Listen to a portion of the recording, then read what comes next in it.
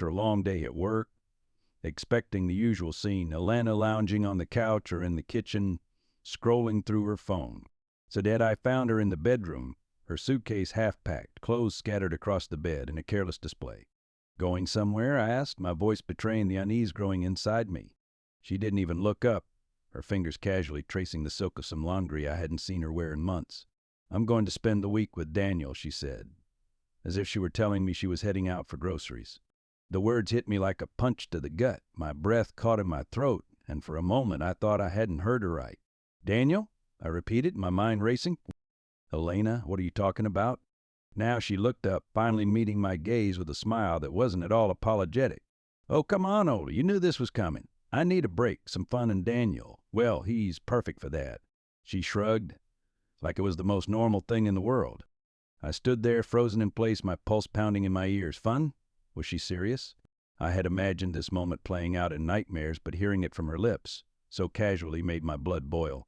I stood there, unable to believe what I'd just heard. Elena was calmly folding clothes, preparing for a week with another man, as if I didn't even exist. My fingers curled into fists by my sides, knuckles whitening. I wanted to shout, to demand she stop, but the words were stuck in my throat. She sensed my silence, her movements deliberate and unhurried, almost mocking in their indifference. Elena held up a slinky black dress, the kind she used to wear for our nights out, and smiled at it, completely ignoring the storm brewing inside me. "So, Daniel, I managed to croak out. The guy you've been talking about at work? The one you said was just a friend?" She nodded, completely unbothered. "Yep, that's him, just a friend until I decided he could be more." Her voice had that irritatingly calm tone, the one she used when she felt in control. "You've been so boring lately, Oleg. Same routine, same everything. You don't really expect me to keep putting up with that forever, do you?" My teeth ground together as I fought to keep my voice steady. "And what about us, Elena? What about our marriage?" She sighed, finally turning to face me fully, arms crossed over her chest. "Marriage, Oleg? And you still believe in that fairy tale? We're not in some storybook where everything stays perfect. People change, and you just stayed the same. Daniel is exciting. He knows how to keep things fun." Fun. That word again. I felt something snap inside me. "So I'm just not fun enough for you anymore." "That's it?" She rolled her eyes, the dismissiveness in her expression infuriating me even more. "Don't make this dramatic, Oleg. I'm not leaving forever. Just a week to unwind. I'll be back. You don't have to worry. Daniel is just a toy, something to play with for a while. It doesn't mean anything." I stared at her, feeling the burn of betrayal sink deeper. A toy? Was that what she reduced me to? A man she thought she could come home to after screwing someone else for fun? My hands trembled, my jaw clenched so tight I thought my teeth would shatter. How could she be so casual about this? How could she even look me in the eye and say such things? "Elena, you're my wife," I finally said, my voice low but simmering with rage. "I'm not some doormat you can step on and come back to when you're done playing around." She sighed again, as if I were the unreasonable one. "Don't be so sensitive. I'm not asking for a divorce. You're still my husband. It's just variety. You can have some too if you want. Find someone else for a while, or just relax. Either way, I'll be back." I took a step forward, fury building in my chest, threatening to explode. "You really think you can just come back after this? After telling me I'm not enough, that I'm boring, and you need another man to entertain you? Do you think I'll still be here?" Elena smirked, that infuriating smirk that made my skin crawl. "Of course you will. You've always been here, Oleg. You always will be." I didn't answer. I couldn't. The rage was too much now, bubbling over into something darker, something that scared me. I wanted to grab her, to shake her out of this delusion she was living in. But instead I turned and left the room, slamming the door behind me. The last thing I heard before I stormed out was her laughter echoing through the hallway. I stormed down the hallway, my mind spinning, my heart pounding like it was about to burst out of my chest. Elena's laughter still echoed in my ears, mocking me, taunting me. I felt like a fool, no worse than a fool. A puppet, whose strings she'd been pulling for who knows how long. I could barely breathe through the haze of rage clouding my vision. I walked into the kitchen, gripping the edge of the counter until my knuckles turned white. I had to think, I had to get a grip, but how could I? How could anyone just accept what she'd said and stay calm? "It's just fun," she said. Like our marriage was some kind of game, and she was free to swap out the players whenever she got bored. I grabbed the bottle of whiskey from the top shelf, poured a shot, and downed it in one gulp. The burn felt good, but it didn't dull the anger. Nothing would. I slammed the glass down harder than I meant to, the sharp sound snapping me out of my thoughts.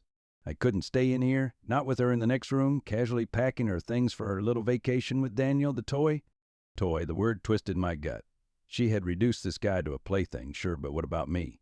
What did that make me? A discarded relic, something she'd use when it was convenient. My head was spinning. How had I missed this? The late nights at work she talked about, the girls' trips that suddenly didn't feel so innocent. She had been living this double life right under my nose, and I had been too blind to see it.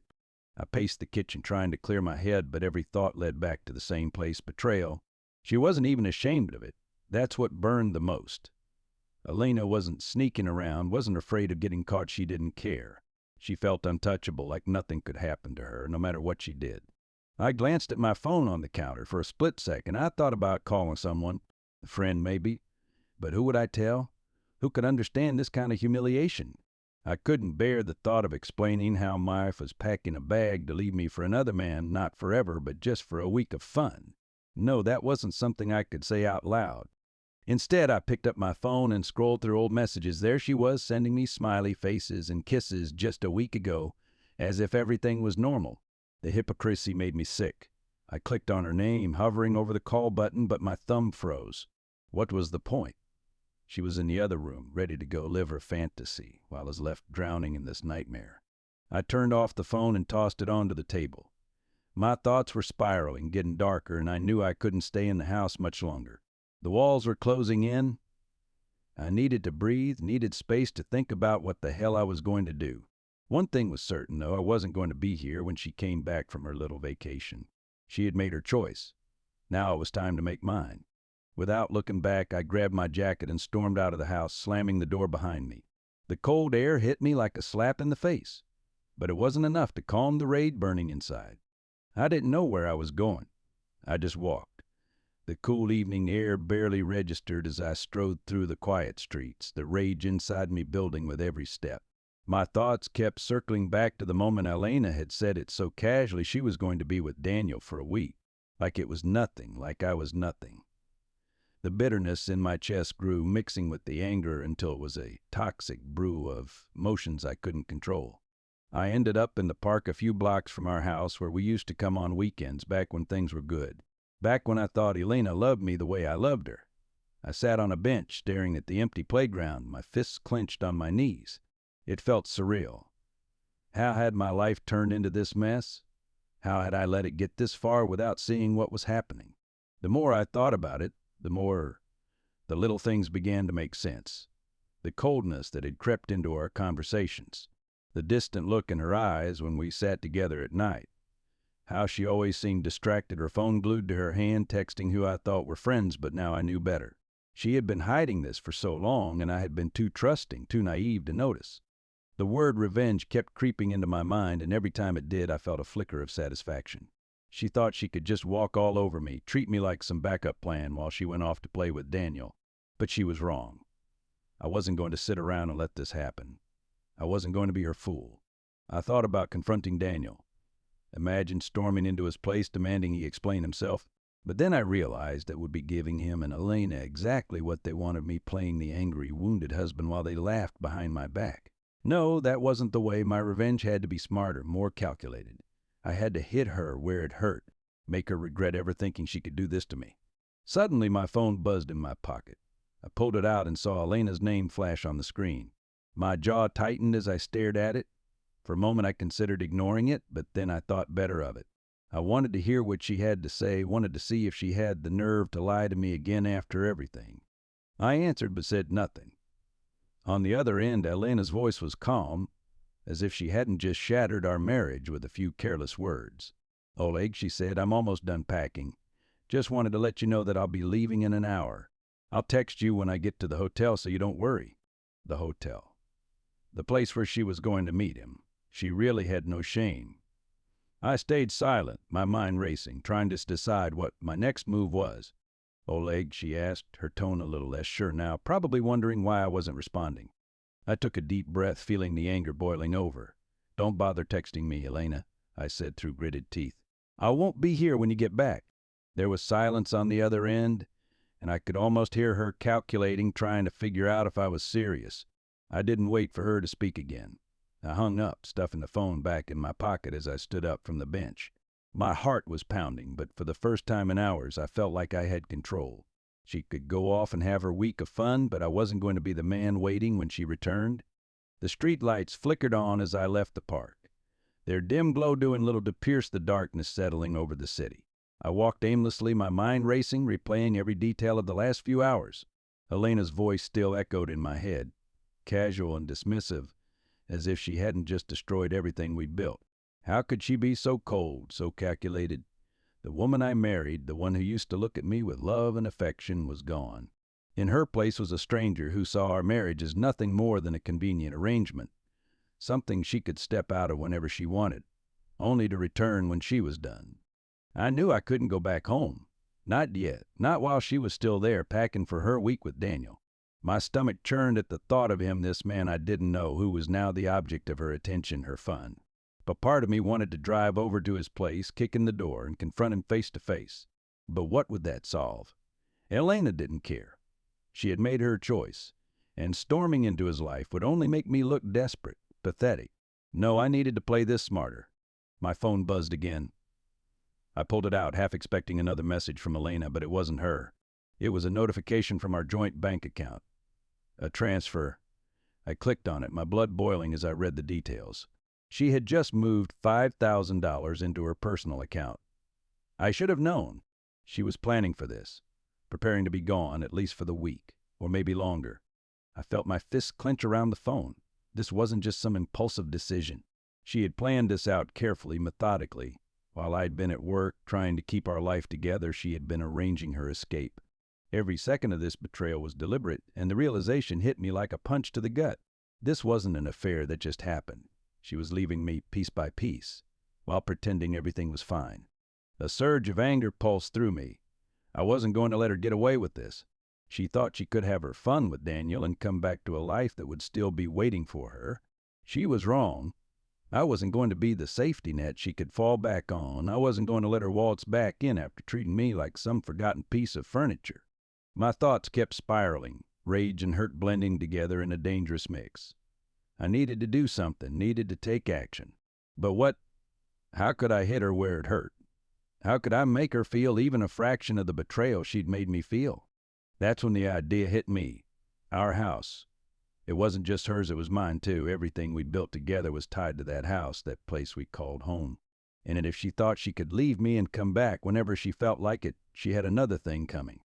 I pulled up my phone again, this time scrolling through my contacts until I found the number I needed. Mitri, an old friend of mine who worked in real estate. He owed me a favor, and I knew just how to cash it in. I hit call, waiting as the phone rang on the other end. "Mitri," I said when he picked up, "I need a favor." There was a pause before he responded, sensing the tension in my voice. "Oleg, what's going on? You don't sound good." T. I laughed bitterly. "That's because I'm not. Elena's leaving me, or at least she thinks she's leaving for a week. But when she comes back, I'm going to make sure she has nothing to come back to." Mitri didn't ask questions, didn't pry. That's what I appreciated about him. He was a man of action. "Tell me what you need," he said. "What I want to sell the house.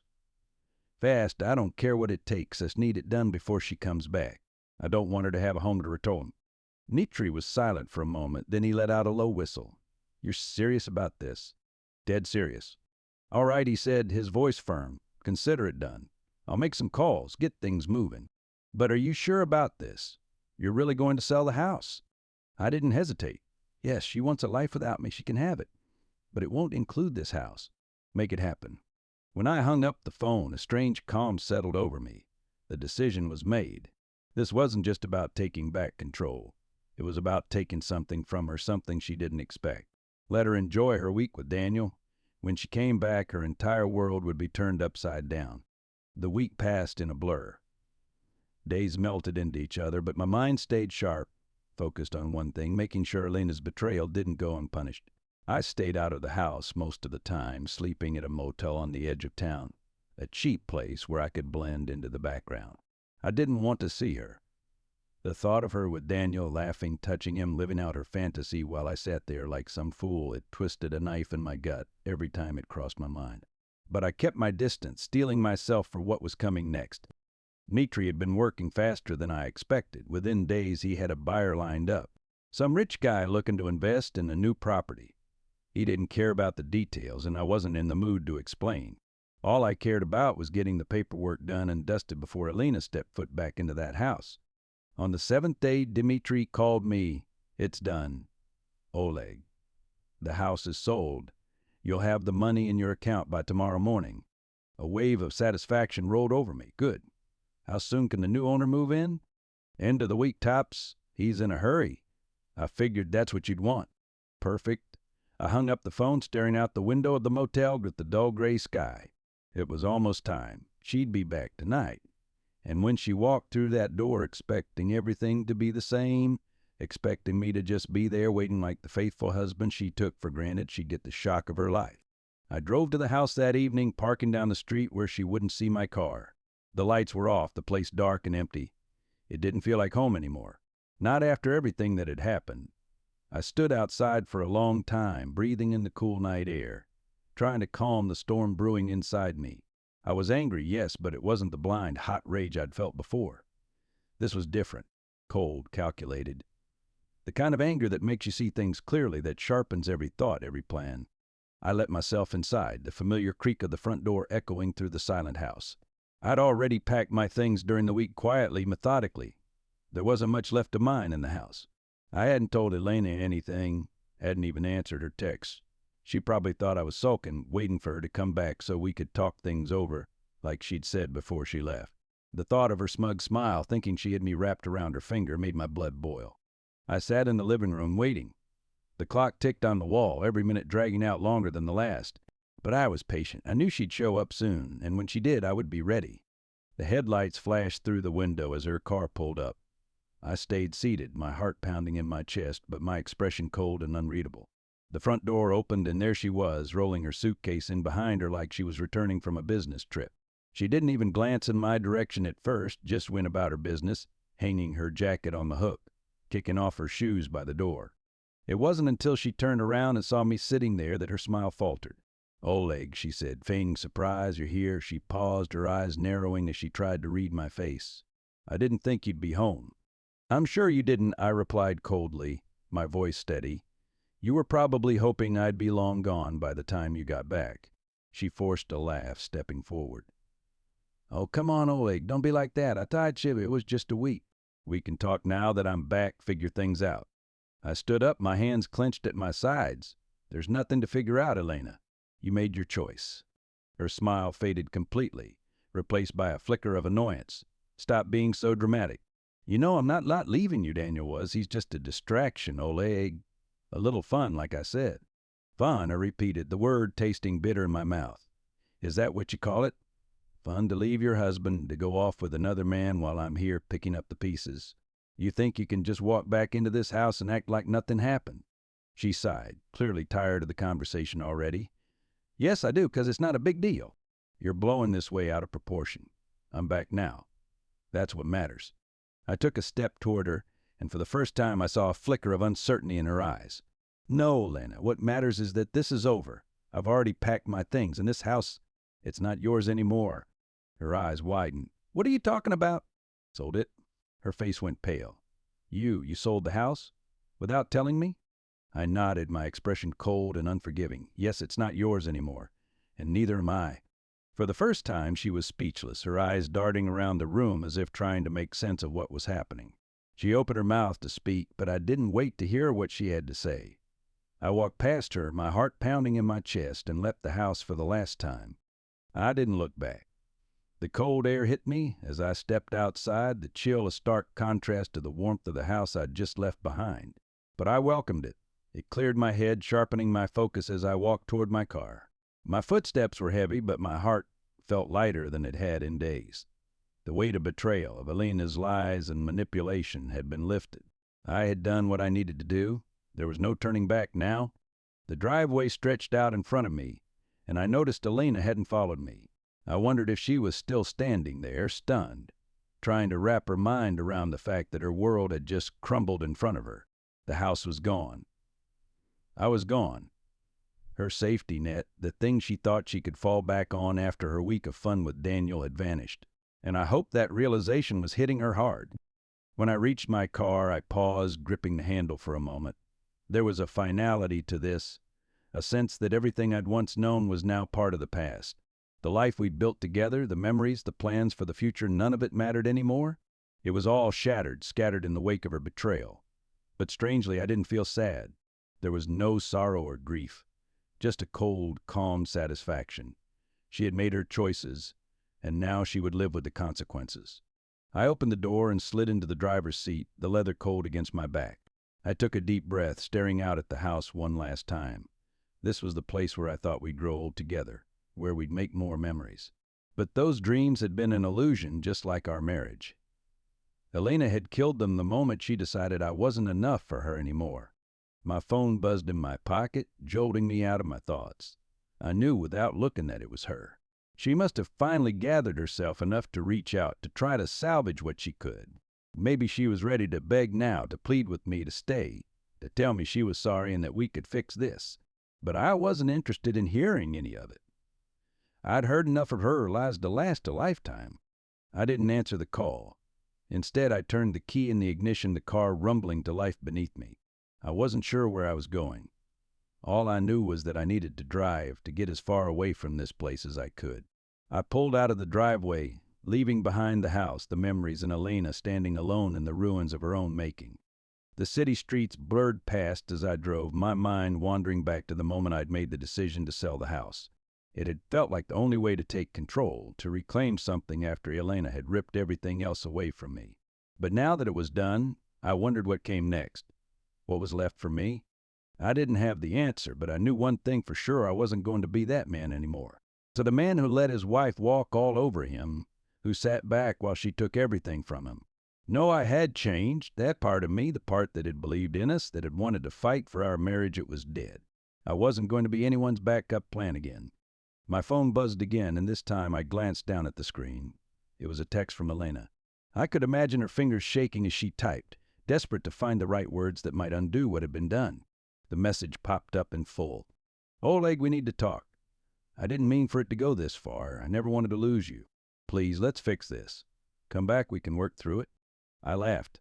The sound was bitter, hollow, echoing in the quiet of the car. Love, that's what she was calling it now. After everything, she had the audacity to claim she still loved me after spending a week in another man's bed. After treating me like a disposable part of her life. My fingers hovered over the screen, tempted to reply, to fire back something cutting, something that would hurt her as much as she had hurt me. But then I stopped. What was the point? I had already won. The house was sold, my things were packed, and I was gone. There was nothing left to say. No need to waste another breath on her lies. Instead, I deleted the message, watching as her words vanished from the screen. It felt good final. I was done with her. Completely. I kept driving, the lights of the city fading into the background as I headed for the highway. I didn't know where I was going yet, but that didn't matter. I had no destination, no plan. For the first time in a long while, I felt free. Free from the weight of Elena's betrayal. Free from the lies and deceit that had poisoned our marriage. The road stretched out before me, endless and full of possibilities. There was no going back to the life I'd known. But maybe that was a good thing. Maybe this was a chance to start over, to rebuild from the ground up, without her. Without the burden of a broken marriage dragging me down. As the miles ticked by, I realized that I didn't need revenge anymore. Elena would live with the consequences of her choices. And me, I was already moving on.